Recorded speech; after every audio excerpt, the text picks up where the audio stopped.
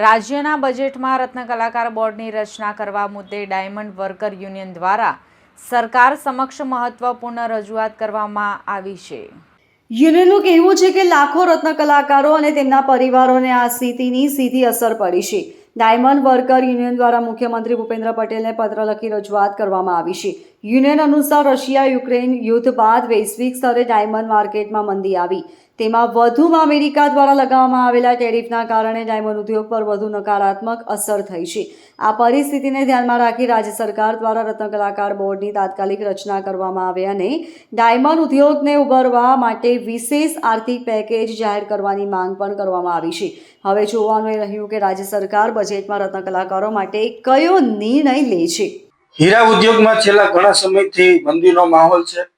અસંખ્ય રત્ન કલાકારોને જ્યારે પગાર ઓછા કરવા, નોકરીમાંથી છૂટા કરવા અને નોકરીમાંથી છૂટા કરવાના કારણે બેરોજગાર રત્ન કલાકારો જ્યારે આત્મહત્યાના બનાવો જ્યારે વધતા હોય ત્યારે અમેરિકા અને ટેરિફ મારવાથી, યુક્રેન અને રશિયાના વોરથી, અમેરિકાના ટેરિફથી હીરા ઉદ્યોગની અંદર જે ગંભીર પરિસ્થિતિનું નિર્માણ થયું છે, ત્યારે આવનારા 2026ના જે બજેટની અંદર હીરા ઉદ્યોગની જેમ કેસ્ટાઇલની એક પોલિસી બનાવી એવી જ રીતે હીરા ઉદ્યોગમાં એક પોલિસી બનાવવામાં આવે। લેબ્રોન ડાયમંડને ઓવર પ્રોડક્શનના કારણે જે રિયલ ડાયમંડ અત્યારે ભાવ તળિયે ગયા છે, ત્યારે રિયલ ડાયમંડને પાછો વેગ આપવા માટે એક સારી એવી પોલિસી મેન્ટેન થાય।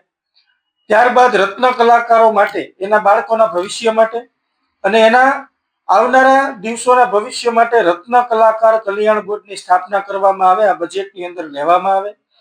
આ જ બાબતે અમે ગુજરાતના મુખ્યમંત્રી સાહેબ, ગુજરાતના નાણામંત્રી સાહેબ અને ગુજરાતના શ્રમ અને રોજગાર મંત્રીને આ બાબતે લેટર લખ્યો છે કે આવનારા 2026ના જે બજેટની અંદર રત્ન કલાકાર કલ્યાણ બોર્ડ જેવી રીતે કેસ્ટલની જે પોલિસી બનાવી એવી જ રીતે ડાયમંડની પોલિસી બનાવે અને હીરા ઉદ્યોગકારોને પણ એટલી વિનંતી કે લેબ્રોન ડાયમંડની સારી એવી પોલિસી બનાવી જેથી કરી આપણે રિયલ ડાયમંડનો વેગ આપી શકીએ અને રત્ન કલાકારોને વધુ રોજગારી આપી શકીએ, રત્ન કલાકારોના જોબલેસ ન થાય, એનો પગાર કટ ન થાય, એ બાબતે ધ્યાન રાખીએ।